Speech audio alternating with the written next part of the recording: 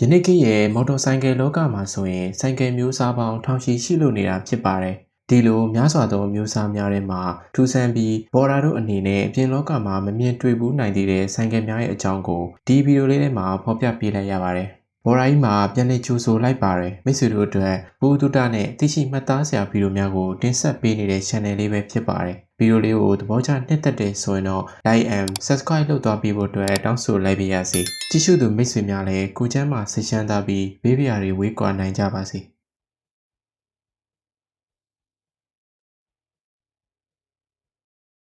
Uno Die Cycle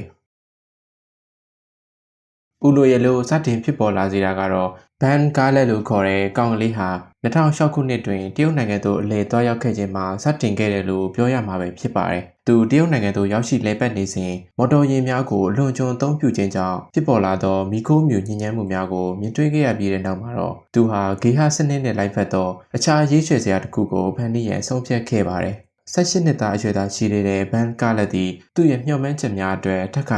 စူးစမ်းလှုပ်ဆောင်ခဲ့ပြီးအထူးခြားဆုံးနဲ့အဆန်းဆုံးသော sex way တစ်ခုကိုဖြစ်လာစေခဲ့ပါတယ်။သူ၏ကနဦးဒီဇိုင်းကြိုးပမ်းမှုများတွင်ဘိန်းတက်ကလေးထိုင်မော်တာများဘက်ထရီများနှင့် gyroscope နည်းပညာဖြင့်ဖန်တီးထားသောတန်ပေါင်းတစ်ခုပါဝင်ပါတယ်။ gyroscope ကိုတိုးဆုံးပြောပြရမယ်ဆိုရင်တော့လက်ပတ်နိုင်သောဘိန်းတစ်ခုကိုလွတ်လပ်စွာလှုပ်ရှားနိုင်သောဝင်ရိုးတစ်ခုပေါ်၌တပ်ဆင်ထားသည့်ကိရိယာပင်ဖြစ်ပါတယ်။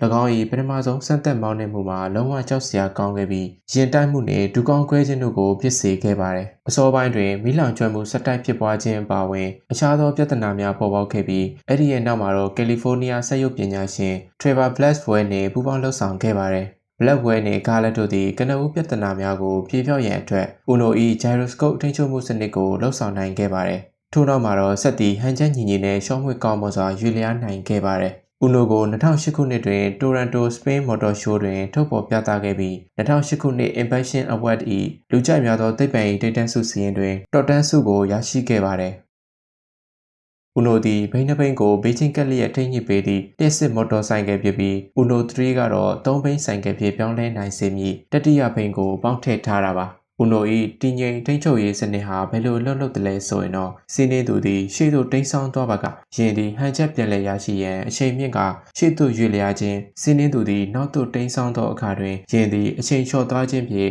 ယင်ကိုမတိမ်းမောက်သွားအောင်ထိန်းညှိပေးထားပြီးအကွေ့များကိုကွေ့တဲ့အခါမှာလည်းအပြောင်းရွှေ့ကိုအာရုံခံပြီးလိုချင်သောအကွေ့လမ်းကြောင်းကိုတိမ်းဆောင်းသွားစေရန်ဘိန်းနှစ်ဘိန်းထဲမှတစ်ခုကိုအလိုလျောက်မြင့်ပေးခြင်းဖြင့်လိုရာလန်းသို့သွားလာနိုင်စေတာဖြစ်ပါတယ်။ Jaguar Night Shadow Jaguar ကားကုမ္ပဏီရဲ့ logo ပုံစံကိုပုံသွင်းပြုလုပ်ထားသော Jaguar Night Shadow ဆိုင်ကယ်ကြီးကလူအများအားရက်ပြီးစိုက်ကြည့်မိစေရန်ဆွဲဆောင်မှုရှိနေသည်မှာအမှန်ပဲဖြစ်ပါတယ်။ဒါပေမဲ့အခုလိုပုံစံဆိုင်ကယ်ဒီဇိုင်းကပထမဆုံးနဲ့တစည်းတည်းသောဆိုင်ကယ်ဖြစ်တယ်လို့သိထားရပြီး Night Shadow ကိုပြုလုပ်ရန်ဆယ်စုနှစ်တစ်ခုကြာအောင်ရှင်ယူစူးစမ်းခဲ့ရပါတယ်။၎င်းသည်ဆဲမဖွယ်ကောင်းပြီးထူးဆန်းနေပုံရတော့လေဆိုင်ကယ်စီးနှင်းနေသည်ကိုတွေ့ရတာကတော့ကြာရှည်အပျော်စီးခြင်းတွေလက်တွေ့မကျကြောင်းသိသာထင်ရှားပါတယ်။ Jaguar Night Shadow မှာတပ်ဆင်အသုံးပြုထားတဲ့အင်ဂျင်မျိုးစားကတော့1200cc ရှိတဲ့ British အမျိုးအစားအင်ဂျင်ကြီးပဲဖြစ်ပါတယ်။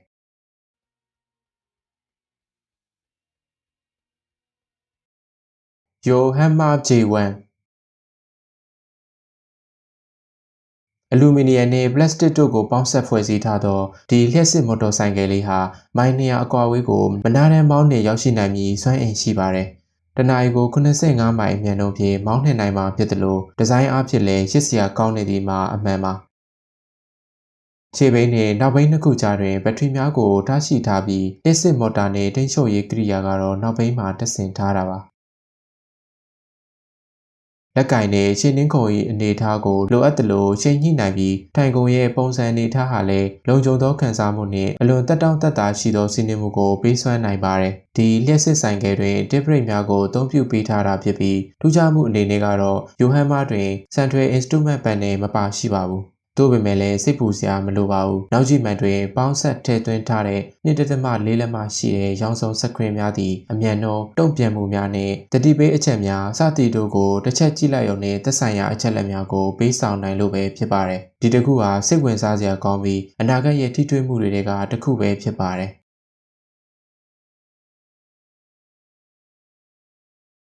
ဘူးမာလမ် 600cc 1936 ခုနှစ်ချက်ကိုစလိုဗားကီးယားနိုင်ငံတွင်ထုတ်လုပ်ခဲ့တဲ့ 600cc ဘူးမာလန်ဆိုင်ကယ်ကြီးသည်တတုဆက်များဖြင့်ပထမဆုံးထုတ်လုပ်သောမှတ်သားဖွယ်ကောင်းသည့်မော်တော်ဆိုင်ကယ်တစ်စီးပဲဖြစ်ပါတယ်စတီးဖရိမ်ဖြင့်ပြုလုပ်ထားခြင်းကြောင့်အကျန်းခံပြီးလမ်းမများပေါ်ရှိတမရိုးကျဆိုင်ကယ်မျိုးစားများထက်များစွာတာလွန်ကောင်းမွန်တဲ့ဆိုင်ကယ်တစ်စီးပါဆိုင်ကယ်ရဲ့ရှေ့နောက်အခြေက3မီတာပေအားဖြင့်10ပေခန့်ရှိပြီးဒီအချက်ဟာဆိုရင်လည်းဘူးမာလန်အတွက်အများနဲ့မတူတဲ့စံချိန်တစ်ခုဖြစ်စေခဲ့ပါတယ်တကူတော်နှင့်ဘေးရဲပါရှင်းဟူ၍2မျိုးရှိပြီးတိုင်ကုန်2လုံး3လုံး4လုံးပါရှိသောမော်ဒယ်များကိုထုတ်လုပ်ခဲ့ပါတယ်နောက်ပိုင်းမှာတော့စစ်တပ်များတွင်အသုံးဝင်လာပြီးအများဆုံးအသုံးပြုလာပါတယ်အားသာချက်အရှိုးရှိတော့လဲဘူးမာလန်ဆိုင်ကယ်များ၏ရောင်းအားမှာတင်တလောက်မကြီးမားလာခဲ့ပါဘူး။ဘာကြောင့်လဲဆိုရင်တော့များသောအားဖြင့်ထူးထူးခြားခြားမော်တော်ဆိုင်ကယ်ဒီဇိုင်းများကိုနှစ်သက်သောဝါသနာရှင်များထံသို့သာရောင်းချနိုင်ခဲ့လို့ပဲဖြစ်ပါတယ်။ဒီဆိုင်ကယ်ကြီးကိုမော်တော်ဆိုင်ကယ်စုဝေးပွဲတွေနဲ့လမ်းမတွေပေါ်မှာစီးသွားမယ်ဆိုရင်တော့အဲ့ဒါဘာကောင်ကြီးလဲလို့အပြောခံအငေးခံရမှာမလွဲအိတ်ကံပါ။1936ခုနှစ်တွင်ထုတ်လုပ်ခဲ့တဲ့အလွန်ရှားပါးပြီးထူးဆန်းသောဆိုင်ကယ်ကြီးသည်စလင်ဒါတစ်လုံးတည်းနှင့်အင်ဂျင်ပါဝါ 600cc ရှိပြီး3 speed gear box ကိုအသုံးပြုထားသောကြောင့်အဲ့ဒီအချိန်ကာလဆိုရင်တော့အလွန်ကိုတုန်လှုပ်စိတ်ဝင်စားစရာကောင်းခဲ့ပါတယ် TMC Dumat TMC Dumat မော်တော်ဆိုင်ကယ်ကိုအငိမ့်စားယူထားသူဖြစ်တဲ့ Formula 1ကားမောင်းသူဘရာဇီးနိုင်ငံသားတာဆိုမာကွစ်မှာစိတ်ကူးပုံပေါ်ခဲ့တာပါသူကို MT ကားနဲ့ Formula 1ကားမောင်းသူ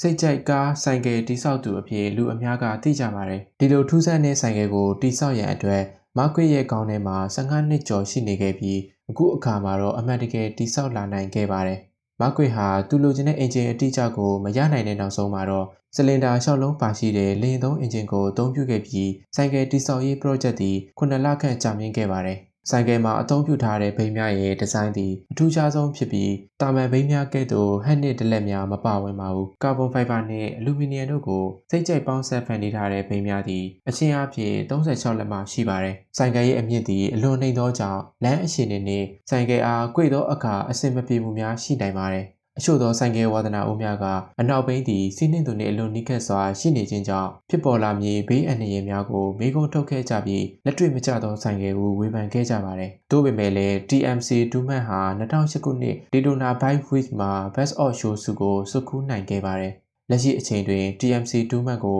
ရောင်းချရန်အစီအစဉ်မရှိသေးဘူးလို့လည်းသိထားရပါတယ်။ဗီဒီယိုလေးကိုဆုံးထိကြည့်ရှုပေးတဲ့အတွက်အထူးပဲကျေးဇူးတင်ရှိပါတယ်။နောက်ထပ်ဗီဒီယိုလေးတွေမှာပြန်တွေ့ကြပါမယ်။